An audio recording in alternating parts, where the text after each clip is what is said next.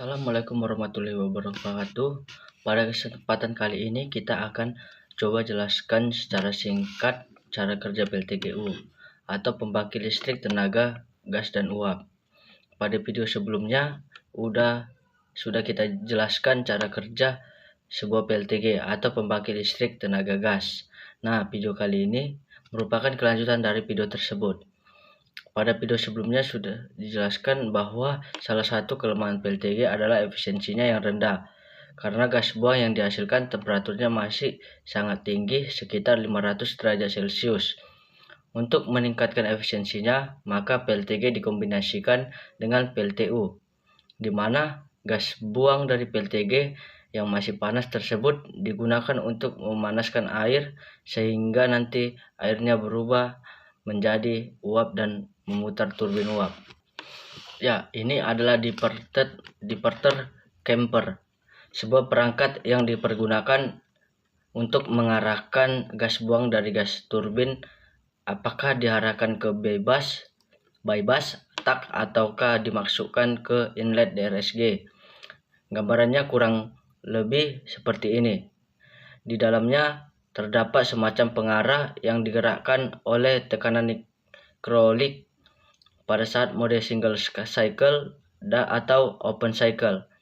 Diverter camper akan menutup saluran gas buang ke arah inlet DSRG sehingga gas panas dari gas turbin akan diarahkan ke atmosfer melalui bypass tak.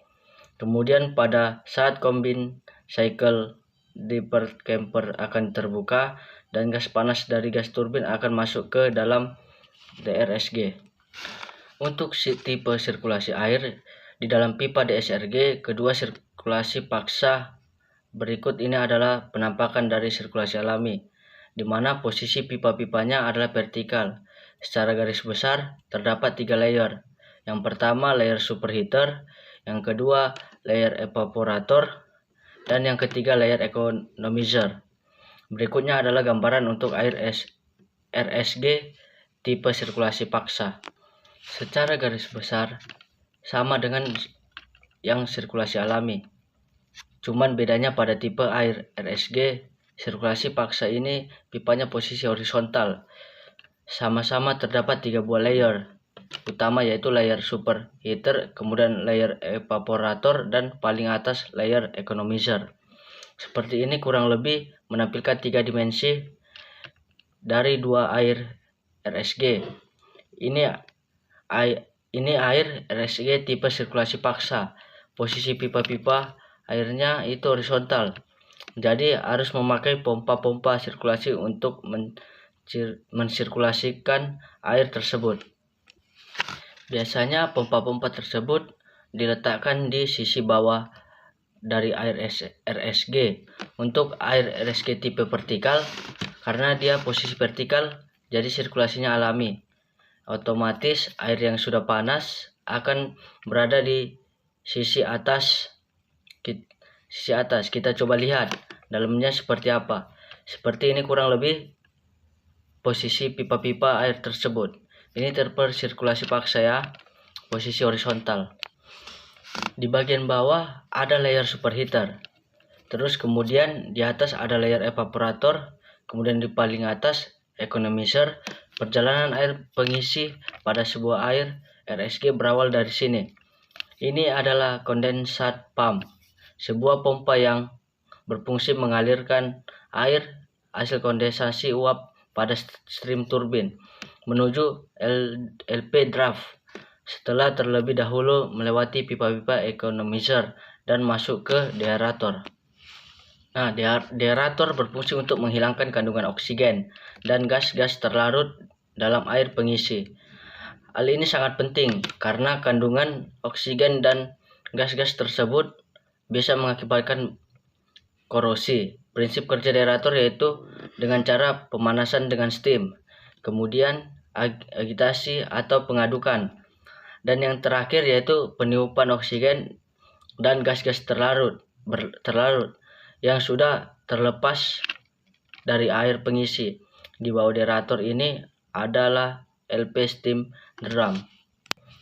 Disinilah proses produksi uap terjadi pada steam drum.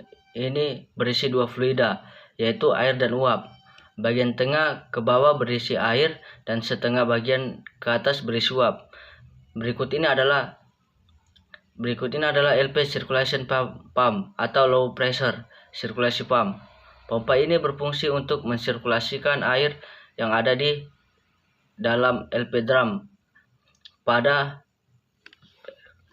LP drum, air pada LP drum dihisap oleh pompa LP circulation melalui sisi suction. Kemudian di saat pompa dialirkan ke pipa-pipa evaporator.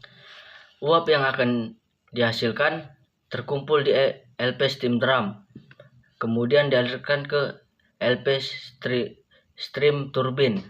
Setelah terlebih dahulu melewati LP superheater, selanjutnya pada sisi high pressure atau HP kurang lebih sama prosesnya dengan LP atau low pressure. Hanya saja tekanan kerja pada HP drum ini lebih tinggi. Sumber air pengisi diambil dari LP drum.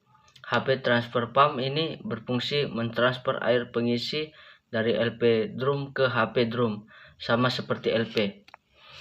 Pada sisi HP juga diperlukan sebuah pompa untuk mensirkulasikan air. Pompa tersebut adalah HP circulation pump. Air yang dipompa oleh HP transfer pump terlebih dahulu melewati HP economizer. Bisa dibilang HP economizer ini adalah sebagai pemanas awal.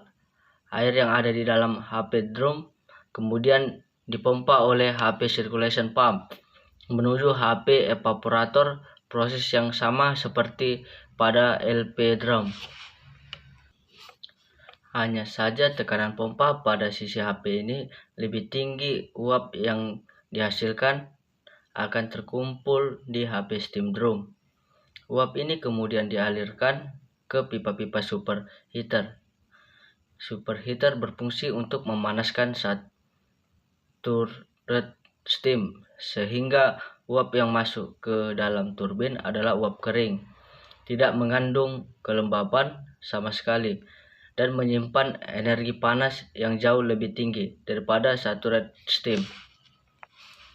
Uap yang dihasilkan dari air SG, baik LP maupun HP, kemudian dimasukkan ke dalam steam turbine melalui cut-off control.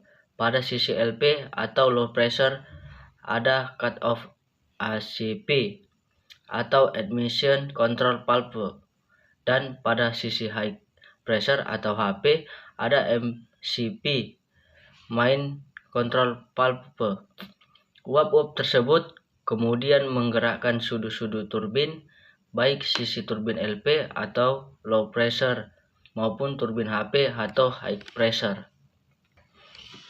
Poros turbin dihubungkan ke generator.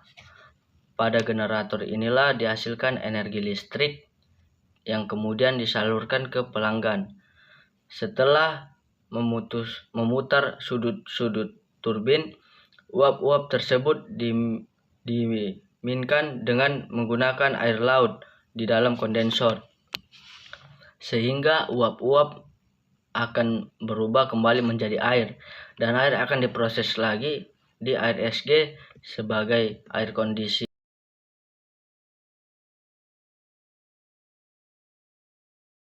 Sekian penjelasan dari pembangkit listrik tenaga gas dan uap.